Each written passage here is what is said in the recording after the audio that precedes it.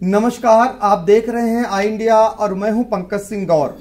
और आज आई इंडिया के स्टूडियो में खास मेहमान हैं, आपका परिचय करा देते हैं। और ये मेहमान आज खास चर्चा करेंगे जो कर्मचारियों की पेंशन बहाली को लेकर आप लोग लंबे समय से मांग करते आ रहे हैं। उत्तर प्रदेश में लाखों लाख कर्मचारी जो पुरानी पेंशन बहाली है उसकी मांग निरंतर करते आ रहे हैं और सरकार ने न्यू पेंशन देने की घोषणा कर दी है जो इन्हें आखिर क्यों स्वीकार नहीं है। सबसे पहले हम आपका परिचय कराते हैं। हमारे बगल में बैठे हुए आलोक मिश्र जी जो अध्यक्ष हैं राज्य कर्मचारी संयुक्त परिषद विकास भवन कर्मचारी महासंघ, और उनके बगल में हैं विजय कुमार सिंह जी जो हैं सचिव लखनऊ क्षेत्र राज्य विद्युत परिषद जूनियर इंजीनियर संगठन, और हमारे बगल में इधर बैठे हुए हैं दूसरी तरफ ओमकार तिवारी जी जो जिला अध्यक्ष हैं लेखपाल संघ, और उनके बगल में सभी के परिचित रविंद्र दीक्षित जी जो अध्यक्ष हैं उत्तर प्रदेशीय प्राथमिक शिक्षक संघ के। तो चर्चा की शुरुआत करेंगे उससे पहले हम आपको एक महत्वपूर्ण पहल जो सीतापुर से हुई है, समाजवादी पार्टी के महमूदाबाद से विधायक और पूर्व मंत्री नरेंद्र सिंह वर्मा ने की है।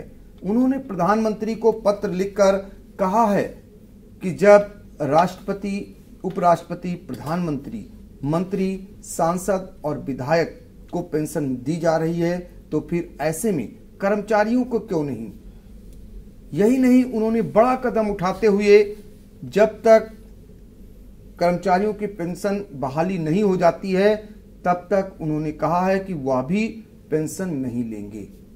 तो क्या कुछ कहा, पहले हम आपको नरेंद्र सिंह वर्मा का वह बयान सुनाते हैं और फिर चर्चा को आगे बढ़ाते हैं। विधायिका को कानून वो बनाने चाहिए जो स्वयं पर भी लागू होते हों। 2004 में पेंशन समाप्त हुई कर्मचारियों की, अधिकारियों की, लेकिन माननीय जनप्रतिनिधियों की, सांसद जी की, विधायक जी की, जुडिशरी के लोगों की पेंशन आज भी मिल रही है। हम जब कानून को बनाते हैं तो कानून बनाने के समय नैसर्गिक न्याय का सिद्धांत यह है कि वो हम पर भी लागू हो। इसलिए हमने भारत के प्रधानमंत्री जी को, प्रदेश के मुख्यमंत्री जी को पत्र भेजा है कि या तो पूरे देश के और प्रदेश के कर्मचारियों की पेंशन बहाल की जाए, और अगर पेंशन बहाल नहीं की जाती है तो जो लोग इस देश में सेना को छोड़ करके पेंशन प्राप्त कर रहे हैं उनकी भी पेंशन समाप्त की जाए। सरकार अगर इस कानून को समाप्त नहीं करती है विधायक सांसद वाले का, तो मैंने स्वेच्छा से कहा है कि मैं जब भी रिटायर होऊंगा, मैं राज्य कर्मचारियों को अगर पेंशन नहीं मिलेगी, केंद्र कर्मचारियों को पेंशन नहीं मिलेगी तो मैं भी पेंशन लेने का हकदार नहीं, और मैं पेंशन नहीं लूँगा, मैं पेंशन आजीवन त्याग दूंगा। तो हम पहले चलेंगे सबसे पहले अध्यक्ष उत्तर प्रदेशीय प्राथमिक शिक्षक संघ के रविंद्र दीक्षित जी। आपसे ये जानेंगे कि अगर हम बात करें कर्मचारियों की जो पेंशन बहाली है और सरकार कह रही है कि उन्होंने न्यू पेंशन योजना लागू कर दी है, आप लोग निरंतर मांग करते आ रहे हैं, सरकार आपकी बात सुन रही है या ये जो पेंशन दे रही है ये आपके हित में है या जो आप मांग कर रहे हैं वो हित में है? बहुत बहुत धन्यवाद, आपने इतना अच्छा मुद्दा उठाया जो हम शिक्षक कर्मचारियों के लिए एक लंबे समय से डिमांड थी। अप्रैल 2004 के बाद सरकार ने नई पेंशन योजना लागू की और पुरानी पेंशन व्यवस्था को समाप्त कर दिया, और हम लोगों को ये बताया गया कि नई पेंशन व्यवस्था जो है वो बेहतर व्यवस्था है। हम लोगों ने उसका परीक्षण किया तो जानकारी मिली कि सरकार कंट्रीब्यूटरी पेंशन लागू करना चाहती। इसका मतलब ये होता है कि हमारे वेतन से जो कटेगा उतना ही धन सरकार देगी और सरकार हमारे इस पैसे को शेयर मार्केट में लगाएगी। उसका अगर लाभांश हमको मिलेगा तो हमारे रिटायरमेंट के बाद हमको दिया जाएगा, अगर नुकसान हो गया तो हमारा मूलधन भी डूब जाएगा। जैसा कि पूरा हिंदुस्तान का कर्मचारी शिक्षक ये जानता है कि शेयर मार्केट में हम पैसा नहीं, हमने हमेशा संगठन द्वारा ये डिमांड की गई सरकार से कि हमको गारंटी दे दे कि हम रिटायर हो जाएंगे तो हमको सरकार इतना पैसा देगी। यहां तक मैं आपको बताऊं कि सरकार द्वारा जो इसके खाते खुलाए गए अभी पिछले बार जब हम लोगों ने आंदोलन किया तो सरकार ने उस फाइल को खंगाला गया तो पता लगा कि हमारा जो पैसा वेतन से काटा गया वो पता नहीं किस खाते में जमा हो गया।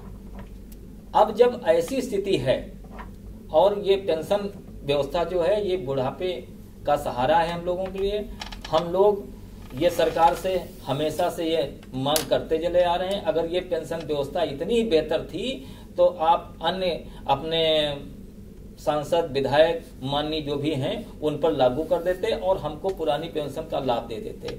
दूसरा मैंने ये सवाल भी उठाया है, अगर सरकार ये कह रही कि हमारी इस व्यवस्था में हमारे कर्मचारियों को ज्यादा लाभ होगा, तो हमारी सरकार से मांग हमेशा रही है कि हमको एक निर्धारित कर दे कि मान लिया 12% हमको मिलेगा, अगर शेयर मार्केट में 17% मिल रहा है तो 5% का डिफरेंस सरकार ले जाए, हमको ना दे उसमें, लेकिन हमको एक नियमित रिटायरमेंट के बाद हमारी गारंटी हो जाए कि हम सेवानिवृत्त होने पर ये हमको पेंशन का लाभ दिया जाएगा ताकि हमारे परिवार आगे बढ़ें। इस संदर्भ में जो हमारे महमूदाबाद के माननीय विधायक जी ने इस पर पहल की है, वास्तव में जनपद सीतापुर का शिक्षक ही नहीं पूरे प्रदेश का शिक्षक कर्मचारी उनके प्रति हृदय से आभार प्रकट करता है और ये चाहता है कि पूरे हिंदुस्तान के ऐसे माननीय लोगों को ये डिमांड करनी चाहिए।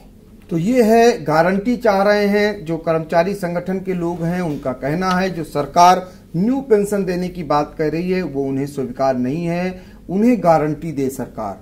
ये मांग बराबर कर्मचारी संगठन उठा रहा है। आपको बता दें कि आई इंडिया भी जो कुछ इनकी मांग है सारे संगठनों की ओर से सरकार तक बात पहुंचाने के लिए ही आज बैठा हुआ है, इनका पैनल बैठाया हुआ है कि ये सरकार समझे कि वो जो योजना लागू कर रही है वो इन्हें स्वीकार है या नहीं है। इनकी मांग तो बहुत पहले से चली आ रही थी, इसी को लेकर के हमने आज आमंत्रित किया है संगठनों को और ये बात सरकार तक पहुंचाने के लिए ही बुलाया है आप सभी को। अब हम चलेंगे जो जिला अध्यक्ष हैं लेखपाल संघ के ओमकार तिवारी, वो क्या अपना मत रखते हैं। सबसे पहले तो पंकज जी आपको और आपके चैनल को बहुत बहुत धन्यवाद कि हम कर्मचारियों के इतने गंभीर विषय पर आपने चर्चा का आयोजन किया जिसके माध्यम से जन सामान्य तक हमारे दर्द को पहुंचाया जा रहा है, इसके लिए हम आपके बहुत आभारी हैं। पुनः मैं अपने विषय पर आता हूं। जब हमारे देश का निर्माण हुआ, हमारी आज़ादी के बाद जब हमारा संविधान निर्मित हुआ तो हमारी राजनीतिक व्यवस्था में भारत को एक कल्याणकारी राज्य के रूप में स्थापित किया गया। कल्याणकारी राज्य की मूल अवधारणा ही ये होती है कि आप अपने नागरिकों को जो बेसिक नीड्स हैं उनकी सुरक्षा की गारंटी देंगे। बेसिक नीड्स में रोटी, कपड़ा, मकान और स्वास्थ्य सुविधाएं आती हैं। एक कर्मचारी जब अपना पूरा जीवन समाज की सेवा में सरकारी निर्देशों पर समर्पित कर देता है, तत्पश्चात रिटायर होने के बाद उसके रोटी, कपड़ा, मकान और स्वास्थ्य सुविधाओं की उसको आवश्यकता होती है और उनकी गारंटी सरकार की तरफ से मिलनी चाहिए। जब कल्याणकारी राज्य हमारा है और कल्याणकारी राज्य ये कहता है कि इन सुविधाओं की गारंटी सरकार देगी, आप इन सुविधाओं को हमारे मार्केट के भरोसे कैसे छोड़ सकते हैं। नई पेंशन व्यवस्था का सबसे बड़ा ड्रॉबैक जो मुझे समझ में आता है वो यही है कि हमारे जीवन का जो सबसे अंतिम चरण होगा, जिसमें हमें सहयोग की, सहारे की सबसे ज्यादा आवश्यकता है, उसको बाजारू शक्तियों के सहारे छोड़ दिया गया है।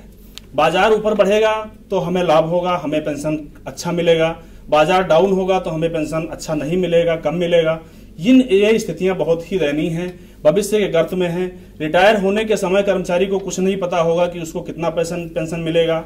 वो अपने बुढ़ापे के किसी भी योजना को वो पहले से सोच नहीं पाएगा कि इतना पैसा हमें मिलेगा तो हम कर सकते हैं। पुरानी पेंशन का ये एक बहुत अच्छा पहलू था कि एक कर्मचारी को रिटायर होने के दिन पता होता था कि अगले महीने उसे कितनी पेंशन मिलने वाली है, उसके अनुसार वो अपनी चीजें व्यवस्थित करता था, अपने प्लान बना लेता था।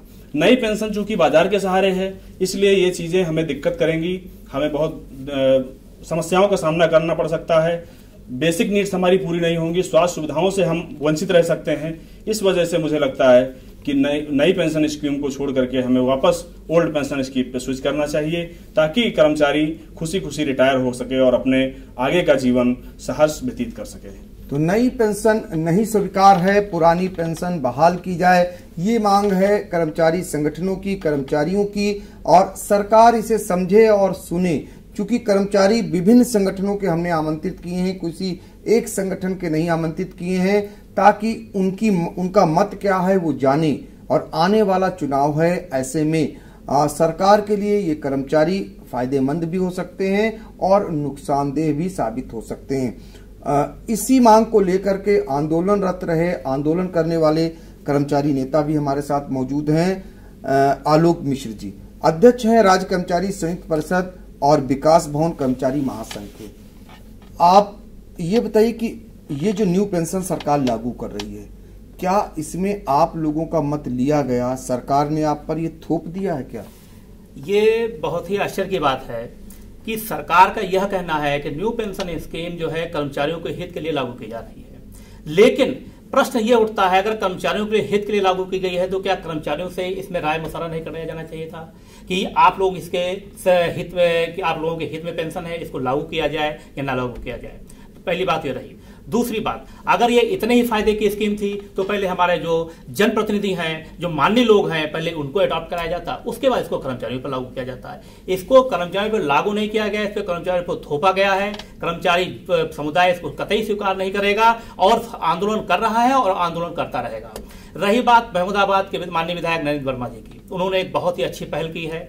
हालांकि उनकी भी सत्ता पहले रही, यहाँ पे 5 साल है, लेकिन उनके द्वारा कम से कम इस समय एक शुरुआत की गई है जो इस ओर इंगित करती है कि ये नई पेंशन स्कीम वास्तव में जो है स्वीकार योग्य नहीं है। तो ये पहल जो विधायक ने की है सपा के, उनकी सराहना भी हो रही है, देखिए उनके हित में मानी जा रही है।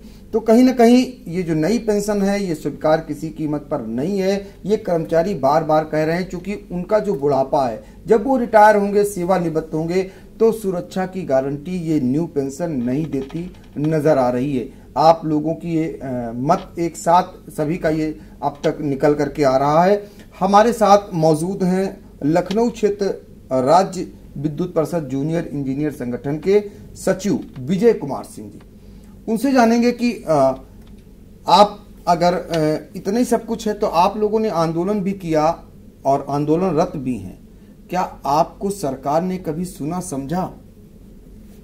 नमस्कार। सर्वप्रथम आज के इस डिबेट कार्यक्रम में जो आज का यह ज्वलंत मुद्दा आई इंडिया ने उठाया है, समसामयिक मुद्दा है और इसके लिए मैं आई इंडिया का तहे दिल से आभार व्यक्त करता हूँ। इस न्यू पेंशन स्कीम जो अभी हमारे सहयोगी ने बताया कि ये लागू नहीं की गई है बल्कि थोपी गई है, बिल्कुल सही बात है। अभी कुछ ही महीनों की बात है, हमारे यहाँ हमारे पावर कॉर्पोरेशन में एक सीपीएफ स्कैम हुआ था, सभी जग जाहिर है, सभी लोगों को पता है। आपको बता दें कि हमारे यहाँ लगभग सभी के यहाँ सारे विभागों के जो कर्मी हैं उनका 10% जो उनकी सैलरी का होता है वो डिडक्ट होकर के उनके भविष्य निधि खाते में संचित होता है। उतनी ही धनराशि सरकार की तरफ से उसको दे करके वो जो है वो एनपीएस योजना के उसमें आता है। अब उस सीपीएफ खाता अभी तक जो हम लोगों ने मांग की है, हमारे जो सरकार या हमारे उच्च प्रबंधन के लोग हैं उनसे ये मांग की गई, जो सीपीएफ का जो भविष्य निधि अंशदायी भविष्य निधि का जो पैसा है, जो धनराशि संचित की गई है कर्मचारियों से, वो कितनी संचित की गई है, उस भविष्य निधि खाते में जो संचित धनराशि है उसका विवरण आज तक जो है उपलब्ध नहीं कराया जा सका है। इसलिए स्पष्ट रूप से इंगित करता है कि हमारे कर्मचारियों का जो भविष्य है वो अंधकार में है। जो स्कैम में कंपनी एचडीएफएल कंपनी इन्वॉल्व थी वो ब्लैक लिस्टेड हो गई, उसके ऊपर जो भी कार्रवाई होगी वो तो शासन एक सरकार की जो भी कार्रवाई चल रही है, लेकिन अंततः जो उसका नुकसान है, जो उसकी भरपाई, वो हमें लोगों को, हमारे कर्मचारियों को इसकी भरपाई करनी पड़ेगी। इसलिए ये बिल्कुल कतई स्वीकार नहीं है, क्योंकि एक तो बेसिक जो अंतर है कि जो एनपीएस और ओपीएस में, जो ओपीएस है ओल्ड पेंशन स्कीम थी जिसके अंदर जिसे पहले के कर्मचारी आते हैं अभी खत्म कर दिया गया, उसमें ये गवर्नमेंट ऑफ इंडिया द्वारा डिफाइंड है और ये जो है वो टोटली कंट्रीब्यूटरी स्कीम है। इसमें एक स्कीम में ये है कि हम आगे चल करके उसका 60% हम रिटायरमेंट के बाद उसको हम ले सकते हैं, बाकी 40% जो होगा उसमें अपनी स्वेच्छा के अनुसार इन्वेस्ट करके इक्विटी के माध्यम से वो शेयर मार्केट में लगाया जाएगा। उससे जो लाभांश मिलेगा उसके आधार पे हमारा जो पेंशन है वो डिफाइन होगा। तो कर्मचारियों को, आपका कहने का मतलब यही है कि कर्मचारियों को जो भविष्य है वो अंधकारमय नजर आ रहा है। सरकार की जो न्यू पेंशन योजना है, ये सभी एक मत से सभी का मानना है। और हम रविंद्र दीक्षित के पास एक बार फिर चलेंगे, आपसे जानेंगे कि अगर सूबे से लेकर के जनपद की बात करें तो कितने कर्मचारी संगठन और क्या सभी इसके विरोध में हैं? पूरा जनपद ही नहीं, पूरे प्रदेश और हिंदुस्तान का एक एक कर्मचारी इस मांग को निरंतर उठाता चला रहा है। अब ये संघर्ष कर्मचारियों तक नहीं सीमित रह गया, अब ये हमारा संघर्ष कार्यक्रम पूरे परिवार तक पहुंच चुका है। हर परिवार के बच्चे, महिलाएं इसकी भर्त्सना करती हैं और हम सरकार से ये मांग करते हैं कि हमारी पुरानी पेंशन बहाल की जाए ताकि हमारा बुढ़ापा सुरक्षित हो। और अगर सरकार अभी भी हमारे इस मांग पर विचार नहीं करती है तो निश्चित रूप से हम लोग इस अपनी जायज मांग को लेने के लिए अपना कदम पीछे नहीं हटाएंगे। आगे आने वाले समय में संघर्ष को और तेज किया जाएगा। तो कर्मचारी ही नहीं, उनका परिवार भी अब मुखर हो रहा है और उनमें आक्रोश है, क्योंकि उन्हें लगता है उनका जो आने वाला भविष्य है वो अंधकारमय है। आपने ये भी ऐलान कर दिया है कि आने वाले समय में यदि उनकी मांग न मानी गई तो वो और भी आंदोलन के रास्ते अपना सकते हैं। ये बताइए ओंकार तिवारी जी, कब से ये जो है पुरानी पेंशन बंद की गई है और जो सरकार न्यू पेंशन लागू कर रही है, अभी तक क्या फायदा दिख रहा है उसमें? ये पंकज जी 1 अप्रैल 2005 की डेडलाइन है। उसके पहले तक जो भी कर्मचारी नियुक्त हुए उनको पुरानी पेंशन का लाभ दिया जा रहा है। उसके बाद जो कर्मचारी नियुक्त हो रहे हैं उनको नई पेंशन योजना में समायोजित किया जा रहा है। इसमें भी एक पेंच है, सरकार के द्वारा इतनी अनदेखी कर्मचारियों की गई है कि कई नौकरियों के विज्ञापन 1 अप्रैल 2005 से पहले आ चुके थे। लोगों ने परीक्षा पास किया, लोगों की नियुक्ति उससे पहले हो गई। सरकार की लापरवाहियों की वजह से उनको पोस्टिंग नहीं मिल पाई। उनको पोस्टिंग 1 अप्रैल 2005 के बाद मिली। कितनी विडंबना है कि आपने 1999 में नोटिफिकेशन निकाला, 2005 तक उन कर्मचारियों को आप नियुक्ति नहीं दे सके। ये आपकी लापरवाही थी। बजाय इसके उनको जब 2005 में नियुक्ति दी गई तो उनको कहा गया कि नहीं, आप पुरानी पेंशन से बाहर हैं, आपको नई पेंशन योजना में रखा जाएगा। इस तरह की तमाम समस्याएं 1 अप्रैल 2005 के शासनादेश के बाद आई हैं। निश्चित ही कर्मचारियों के हित पर एक कुठाराघात है और इसकी जो अभी आप संघर्ष की बात कर रहे थे, वर्तमान में भी इस पेंशन स्कीम को बदलने के लिए, पुरानी पेंशन पर स्विच करने के लिए हम लोग काफी संघर्षरत हैं और ये जितना समय बीतता जाएगा ये संघर्ष और तेज होगा। क्योंकि इसको इस तरह आप समझ सकते हैं कि अभी तमाम संघर्ष करने वाले हमारे मित्र, हमारे सहयोगी पुरानी पेंशन से आच्छादित हैं, अर्थात 2005 के पहले की नियुक्ति पाए हुए हैं। अब नए जो नियुक्तियां मिल रही हैं, जो भी कर्मचारी नया नियुक्त हो रहा है उसको अपना रिटायरमेंट के बाद का भविष्य अंधकार में दिख रहा है। तो जाहिर सी बात है कि वर्तमान में जो संघर्षरत साथी हमारे हैं, निश्चित वो आक्रोशित हैं हमारे भविष्य को, अपने जूनियर के भविष्य को लेकर के। और हम लोग जब आ रहे हैं तो हमको तो सीधा सीधा अपना भविष्य अंधकार में दिख रहा है, तो हमारे अंदर जाहिर सी बात है आक्रोश ज्यादा होगा। आने वाले समय में ये संघर्ष और तेज होगा। और मैं तो लेखपाल संघ के जिलाध्यक्ष की हैसियत से कह सकता हूं कि पुरानी पेंशन बहाली के लिए जो भी संघर्ष आयोजित किया जाएगा, लेखपाल संघ उसमें अग्रणी भूमिका में अपनी भूमिका निभाएगा। और इसके साथ साथ मैं ये कहना चाहता हूं कि सरकार को भी समय रहते समझ जाना चाहिए, क्योंकि ये तो मैं आपके स्टूडियो में आज घोषणा कर सकता हूं कि एक दिन वो आएगा कि सरकार को पुरानी पेंशन देनी ही पड़ेगी, क्योंकि नई पेंशन से हमारा भविष्य अधर में है और कर्मचारी जब तक पुरानी पेंशन नहीं ले लेगा तब तक शांत नहीं बैठेगा। धन्यवाद। तो आगे और संघर्ष होगा। 2 टूक कर्मचारियों का कहना है, कर्मचारी नेता हैं, तो आप अपनी पीड़ा को, अपने दर्द को और सरकार को चेतावनी भी दे रहे हैं कि वो जो न्यू पेंशन है वो कतई स्वीकार नहीं है, उनकी पुरानी पेंशन ही बहाल की जाए। आलोक मिश्र जी, ये बताइए कि जो पुरानी पेंशन है इसको लेकर के अगर हम बात करें तो अब तक जो आप लोगों ने आंदोलन किए हैं, कहां कहां तक आंदोलन आप लोगों ने किए और आगे आपकी क्या प्लानिंग है? पंकज जी, इस मुद्दों को लेके हम लोग संसद के घेराव के लिए दिल्ली गए हैं, जहां पे जंतर मंतर पे बहुत विशाल प्रदर्शन किया गया। लेकिन बड़े अफसोस की बात है कि प्रचंड बहुमत से चुनी हुई सरकार ने इस ओर कोई भी ध्यान नहीं दिया है। नई पेंशन स्कीम के साथ साथ एक और कर्मचारियों के साथ, जो नए कर्मचारी आए उनके साथ कुठाराघात हो रहा है कि जो पुरानी कर्मचारी हैं उनका 10% जीपीएफ आवश्यक रूप से उनके सैलरी से काटा जाता था। जो सेवानिवृत्त के बाद कर्मचारी की पारिवारिक जिम्मेदारियां होती थी, एक बड़ा अमाउंट उसको एक मुश्त मिलता था जिससे उनको पूरा करता था। अब क्या है, उसको ये भी सुविधा उसे समाप्त कर दी गई है। उसके जीपीएफ की कोई कटौती नहीं हो रही है, सिर्फ एनपीएस की कटौती हो रही है। एनपीएस कहां लगाया जा रहा है, कर्मचारी को मालूम है ना सरकार को मालूम है। तो एक जो है सबसे बड़ा जो है कर्मचारियों का ये नुकसान हो रहा है, उनके जीपीएफ की कोई कटौती नहीं रहे, उनका भविष्य जो है 60 साल के बाद जो है क्या होगा उनको ये नहीं पता हुआ है। तो इसलिए हम मांग करते हैं सरकार से, कृपया अभी समय है, आप लोग भी चाहते हैं, कर्मचारी आपके हैं, एक वेलफेयर स्टेट की स्थापना भारत में की गई है, उसका ध्यान रखते हुए ओल्ड पेंशन स्कीम लागू की जाए, सभी लोग इससे अपना रिटायरमेंट के बाद शेष जीवन आराम से व्यतीत कर सकें। तो सरकार से अपील भी है, सुझाव भी है और चेतावनी भी है।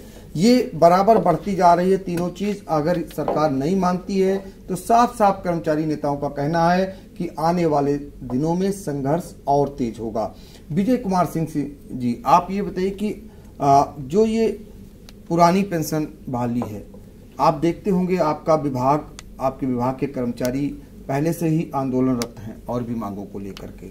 तो जो कर्मचारी सारे गुट एक मंच पे आएंगे तो लगता है कोई एक महासंगठन, महासंघ इसमें बनेगा आने वाले समय में। सरकार के लिए भी जो है बहुत बड़ा ये कहिए कि उनके लिए विरोध प्रदर्शन तैयार हो रहा है। जी बिल्कुल, आपने देखा होगा अभी निजीकरण के मुद्दे पर कॉर्पोरेशन के जितने भी सेवा संगठन थे उन सभी ने लड़ करके निजीकरण के मुद्दे पे जो विजयश्री हासिल की। उससे सरकार को यह साफ महसूस हो जाना चाहिए कि पावर कॉर्पोरेशन, कम से कम पावर कॉर्पोरेशन इतना कमजोर नहीं है। वो इस मुद्दे पे भी जरूर लड़ेगा और इसमें जितने भी समस्त सेवा संगठन हैं वो सभी कंधे से कंधा मिलाकर के निजीकरण के जिस तरह से मुद्दे पे लोगों ने सहयोग किया था, समर्थन किया था, वरन राज्य के ही नहीं समस्त पावर सेक्टर के जितने भी इंडिया लेवल के जितने भी सेवा संगठन थे सभी लोगों ने समर्थन दिया था। और आशा ही नहीं, विश्वास भी है कि इस बार भी इस मुद्दे पे भी हम एनपीएस के मुद्दे पे भी एक साथ लड़ करके उस लड़ाई को जीतेंगे। और साथ ही साथ ये इस सरकार को भी एक तरह से चेतावनी व अनुरोध भी है कि इस बहाली को, हमारी इस एनपीएस की बहाली करे, जिससे हम सभी कार्मिकों का जो भविष्य है वो सुरक्षित हो, ताकि सेवानिवृत्ति के बाद जो उनकी पारिवारिक जिम्मेदारियां हैं उनका निर्वहन आसानी से कर सके। तो ये परिचर्चा जो है, चर्चा सूबे की राजधानी लखनऊ से 90 किलोमीटर दूर और देश की राजधानी दिल्ली से 400 किलोमीटर दूर हो रही है। और ये कर्मचारी संगठन सीतापुर के सारे मौजूद हैं जो सरकार से अपनी मांग भी रख रहे हैं और भविष्य की क्या आंदोलन उनका होगा इस पर भी चर्चा कर रहे हैं। आखिरी राउंड में हम फिर चलेंगे आपके पास और सिर्फ इतना ही जानेंगे कि सरकार से आपका क्या कहना है और क्या सुझाव है। जैसा कि आपने अभी पूछा कि क्या इस संदर्भ में कोई संयुक्त मोर्चा बना है, इस संदर्भ में मैं बताना चाहता हूं कि पुरानी पेंशन बहाली मंच का गठन उत्तर प्रदेश में किया जा चुका है, जिसके हमारे प्रत्येक जनपद में जितने संगठन हैं वो सब मिल करके इसका नीति निर्धारण हो चुका है। और हम लोग निकट भविष्य में एक बड़े आंदोलन के उसमें जाएंगे। और एक मैं अनुरोध और करना चाहता हूँ कि इस कोरोना नामक संक्रमण के फैलने से, जो कि हमारे विभाग की सबसे ज्यादा संख्या है और पंचायत निर्वाचन में लगभग 48 शिक्षक अनुदेशक शिक्षा मित्रों का निधन हुआ जी, उसमें अधिकांश हमारे शिक्षक भाई शिक्षिका बहन जो पेंशन विहीन थे, मतलब वो पुरानी पेंशन में आच्छादित नहीं थे और नई पेंशन के उसमें थे। सरकार को चाहिए इन परिवारों के आश्रितों को जाकर के देखें कि अगर ये पुरानी पेंशन के तहत आच्छादित होते तो आज उनका परिवार दर दर की ठोकरें नहीं खा रहा होता। आज उनके परिवार के सदस्यों को ना तो जीपीएफ के नाम पर कुछ पैसा मिला और ना पेंशन के नाम पर पैसा मिला। हमारा जो जीपीएफ से पैसा कट रहा था, अगर आज वो दिवंगत हो गए थे तो 10 साल 15 साल की जो कटौती होती, हमको 5 लाख 7 लाख कुछ मिला होता तो उनके परिवार आज भुखमरी की कंगार पर न होते। आज जब उनके परिवार का कमाने वाला बंदा चला गया तो उन परिवारों की देखरेख करने वाला कोई नहीं है। तो ये हमारे समाज के सामने जीता जागता उदाहरण है कि नई पेंशन और पुरानी पेंशन जी। मैं सरकार से अनुरोध करता हूं कि हमारी पुरानी व्यवस्था को आप लागू करिए और कर्मचारियों को वो दीजिए जिसकी डिमांड कर रहा है। हम लोगों ने कभी नई पेंशन की मांग नहीं की। पुरानी पेंशन हमारी जो थी, आप हमको हमारी पुरानी पेंशन बहाल कर दीजिए। जीपीएफ जो व्यवस्था कटौती थी उसको दे दीजिए। जिस प्रकार मृतक आश्रित परिवारों को नौकरी दी जाती थी उसी प्रकार नौकरी बहाल कर दीजिए।